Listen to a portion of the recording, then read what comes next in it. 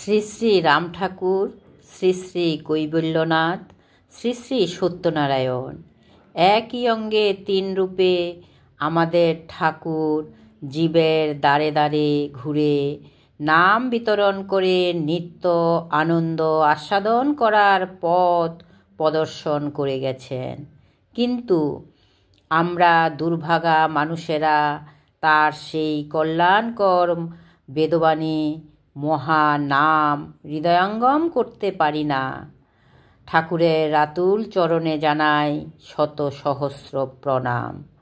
চলুন বন্ধুরা, আজ আমরা শুনব ঠাকুরের বলা গল্পে ব্রজবাসীর গোপী ভাব। বৃন্দাবনের ব্রজবাসীরা খুব ভালো মানুষ। তাদের সহজ কথা আর মিষ্টি ব্যবহারে সবাই মুগ্ধ হয়ে যেতেন। শুধু কি তাই, ব্রজমায়ীদের সেবা আর স্নেহের কোনো তুলনা ছিল না। তারা হয় দই, নয় ক্ষীর অথবা মাখনে অতিথি সেবা করাতেন। সাধু আর বৈষ্ণব সেবা ছিল তাদের পরম ধর্ম। লোকে বলে তাদের দই, ক্ষীর, মাখনের হাঁড়ি কখনো খালি হয় না। চোরের ছলনাকে ব্রজবাসীরা কৃষ্ণের লীলা ভেবে আনন্দ পেতেন। এমনকি বৃন্দাবনের ধুলো ছিল ব্রজবাসীদের কাছে কৃষ্ণের মতো পরম পবিত্র। এমনি ছিল তাদের কৃষ্ণ ভক্তি আর সরলতা। একদিন এক ব্রজবাসী গোয়ালা দুধ আনতে বাড়ি থেকে বেরিয়েছেন। এদিকে এক সাধু ভিক্ষা করতে সেই ব্রজবাসীর বাড়ি এসে ভিক্ষা চাইলেন। ব্রজমায়ী বেরিয়ে এসে সাধুকে দেখে ঘরে গেলেন ভিক্ষা আনতে। গিয়ে দেখেন সমস্ত হাঁড়ি খালি, দেবার মতো কিছু নেই। ফিরে এসে তিনি সাধুকে বলেন, বাবা, দই, ক্ষীর আর মাখনের সমস্ত হাঁড়ি খালি। এদিকে আপনাদের ব্রজবাসী দুধ নিয়ে এখনো ফেরেননি। আপনি অতিথি কৃষ্ণ।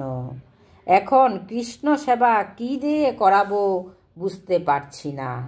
আপনি দয়া করে একটু অপেক্ষা করুন। শুনে সাধু বললেন, তা কি করে হয়?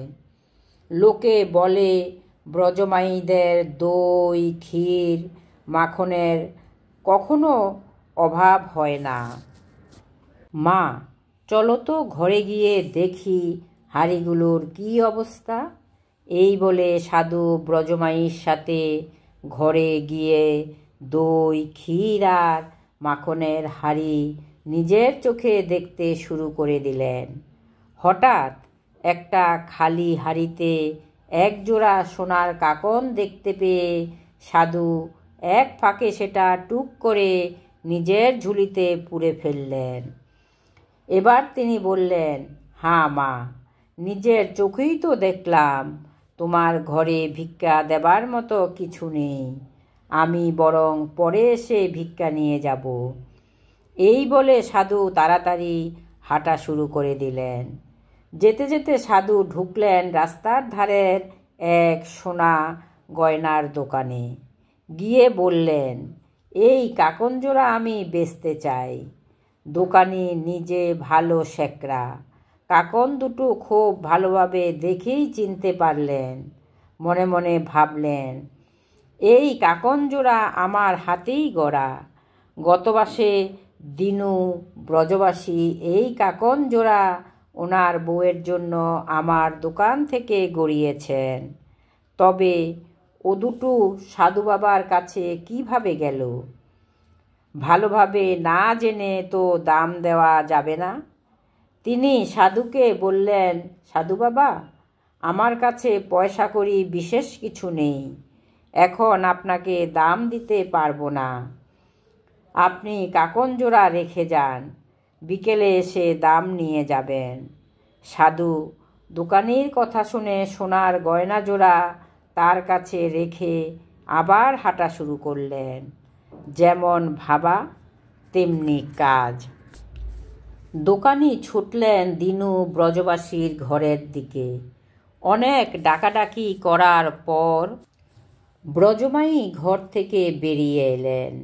তাকে দেখে দোকানি বললেন, মা, আপনার নূতন কাকনজোড়া ঠিক মতো আছে তো? ব্রজমায়ী ঘরে গিয়ে দেখেন যে হাঁড়িতে কাকনজোড়া লুকিয়ে রেখেছিলেন সেখানে সেটি নেই, হাঁড়ি খালি। কাকনের শোকে তিনি কাঁদতে আরম্ভ করলেন। দোকানি বললেন, মা, আমি নগর কোটালের কাছে এখনই গিয়ে জানাবো সাধুর কীর্তি। চোর যাতে ধরা পড়ে তার ব্যবস্থা করে ছাড়ব। শেষ দুপুরে ঘেমে নিয়ে ব্রজবাসী দুধ নিয়ে ঘরে ঢুকে দেখেন গোয়ালিনী আলুথালু বেশে মেঝেতে শুয়ে কাঁদছেন। গোয়ালা তখন তাকে জিজ্ঞাসা করলেন, কি হয়েছে, তুমি কাঁদছো কেন? কি আর হবে, সর্বনাশ হয়েছে বলে গোয়ালিনী সমস্ত ঘটনা, এমনকি সাধুর কীর্তি, শেকড়ার চোর ধরার ব্যবস্থা ইত্যাদি সব খুলে বললেন। সমস্ত শুনে সেই ব্রজবাসী গোয়ালা নিজের কপাল চাপড়াতে চাপড়াতে বললেন, হায় হায় সর্বনাশ করেছ কি? ব্রজের সবই কৃষ্ণ, কৃষ্ণ ছলনা করে এই কাকন জোড়া নিয়েছেন, এ তো তার দয়া, আর তোমরা দেখি উল্টো ব্যবস্থা করছো। এই বলে না খেয়ে ঘেমো গায়ে ব্রজবাসী ছুটলেন শেকড়ার দোকানে। গিয়ে বললেন, ঘরে কিছু ছিল না বলেই কাকনজোড়া আমি সাধুকে দিয়েছি। আমি আমার বউকে পরে এমন এক জোড়া গয়না গড়িয়ে দেব ভেবেই সাধুকে দিয়েছি, সাধু চুরি করেননি। এই বলে সেই গোয়ালা শেকড়ার চোর ধরার সমস্ত ব্যবস্থা ভণ্ডুল করে দিলেন। বিকেলে সাধু এসে কাকনজোড়ার দাম নিয়ে চলে গেলেন। শ্রী শ্রী রাম ঠাকুরের ভাষায় এই প্রকারই ছিল ব্রজভূমির সরল ব্রজবাসীদের উদারতা ও মহানুভবতা। তরলা সুন্দরী গাঙ্গুলিকে শ্রী শ্রী রাম ঠাকুর শ্রীমুখে মূল গল্পটি বলেছিলেন। উপদেশ: এই গল্পে শ্রী শ্রী রাম ঠাকুরের শ্রীমুখের উপদেশ, নাম করিতে করিতে ধাম খুলিয়া যাইবে, ধাম খুলিলেই গোবিন্দ অর্থাৎ আনন্দ প্রাপ্তি হবে। বেদবাণী: যেই নাম সেই কৃষ্ণ, নাম আর কৃষ্ণ যদি এক হয় তবে যেখানে কৃষ্ণ থাকে অর্থাৎ নাম বর্তমান থাকিবে তাহার স্থানকে বৃন্দাবন বলা হয়। বেদবাণীর ৩য় খণ্ড, পত্রাংশ ১০৪। নাম করিতে করিতে ব্রজবাসী হইয়া যায়। এই স্থানে কালের কোনো অধিকার প্রচার থাকে না। কালীয় দমন, পুতনা প্রভৃতি, অঘাসুর বকাসুর প্রভৃতি সকলেই মুক্ত হইয়া যায়, কাহারই কোনো বন্ধন থাকে না। বেদবাণী ৩য় খণ্ড, পত্রাংশ ১০৪। যখন যে অবস্থায় গুরু রাখেন সেই অবস্থায় তৃপ্ত হইতে চেষ্টা করিতে হয়, কোনো চিন্তা নাই। গুরু সকল অভাব হইতে নিষ্কণ্টকে উদ্ধার সাধন করিবেন, এই গুরুর স্বভাব। বেদবাণী ১ম খণ্ড, পত্রাংশ ২১।